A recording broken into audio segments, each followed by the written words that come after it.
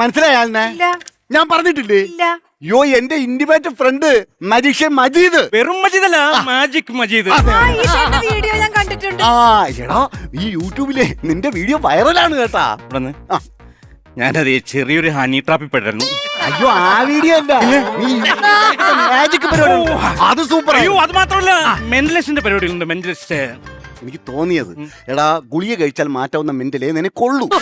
പേടിക്കണ്ട, അതൊക്കെ മാറൂടാ.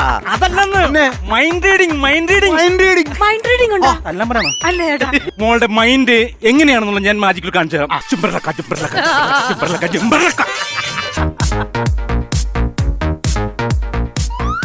ശ്രദ്ധിച്ചു നോക്കൂ, 22-നും 24-നും ഇടക്കുള്ള ഏതെങ്കിലും ഒരു സംഖ്യ പറയും. തിങ്ക് ചെയ്യടി, തിങ്ക് ചെയ്. ചുംബർലക്ക, ചുംബർലക്ക. ആലോചിച്ചു. ചുംബർലക്ക, ചുംബർലക്ക,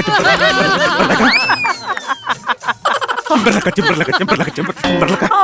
പറഞ്ഞു, ഞാൻ പറയട്ടെ. പറയണ്ട. 23